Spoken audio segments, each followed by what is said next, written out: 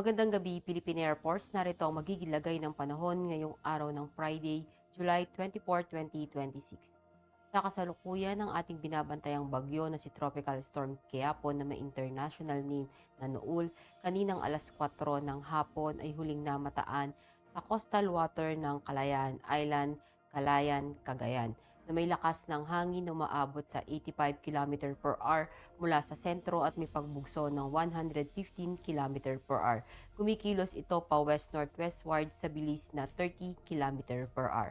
At yung southwest monsoon naman o yung hanging habagat na nakakaapekto dito sa may Central Luzon, Southern Luzon, Visayas at Mindanao. At para sa track and intensity forecast nitong si Tropical Storm Quiapo, kanina nga pong 2:10 ng hapon ay ito po ay naglandfall dito sa may Camiguin Island, Calayan, Cagayan. At ito po ay patuloy na kumikilos pa west-northwestward habang binabaybay itong Mabuyan Island. At inaasahan naman na po itong lalabas ng ating Philippine Area of Responsibility mamayang madaling araw. At dahil nga po kay Bagyong Quiapo, nakataas po ang Tropical Cyclone Wind Signal number 2 dito sa may Batanes, sa Babuyan Island, sa northern portion ng Cagayan, northern portion ng Apayao, northern portion ng Ilocos Norte.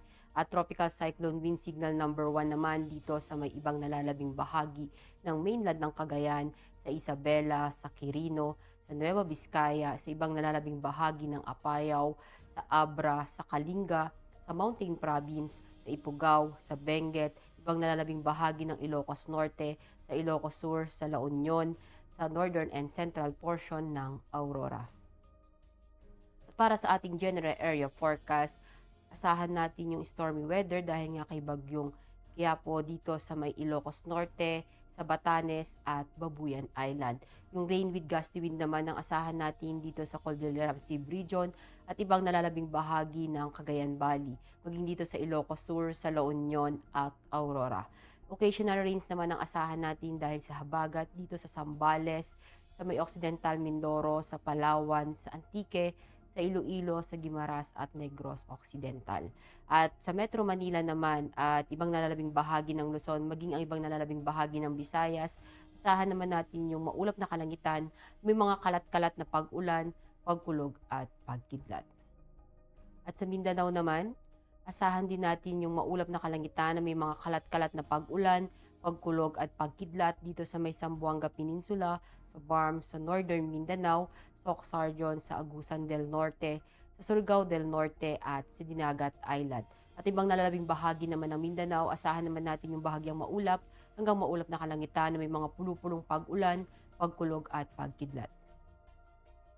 At para sa magiging lagay ng panahon sa mga susunod na araw sa Metro Manila, asahan natin sa Sunday yung maulap na kalangitan na may mga kalat-kalat na pag-ulan, pagkulog at pagkidlat. At pagsapit ng Lunes at Martes, asahan natin yung bahagyang maulap hanggang maulap na kalangitan na may mga pulupulong pag-ulan, pagkulog at pagkidlat.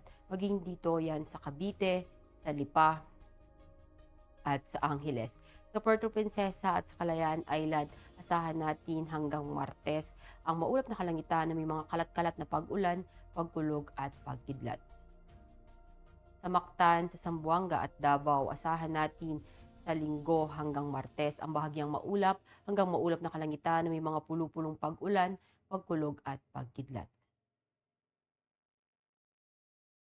At para sa ating astronomical information, ang araw ay lumubog kaninang 6:28 ng hapon at sisikat bukas ng 5:38 ng umaga. Para sa ating moon illumination, meron tayong 78% increasing. At para manatiling updated sa lagay at taya ng panahon, i-follow lamang ang Air Force Weather Center sa aming mga social media accounts. At yan lamang ang latest update natin sa weather sa ngalan ng aming commanding officer na si Colonel Hermelino T. Calubiran Jr. Pop GSC. Ako si Staff Sergeant Ashley F. Di Maculangan, Philippine Air Force, weather broadcaster ng Air Force Weather Center. Muli, magandang gabi, Philippine Air Force.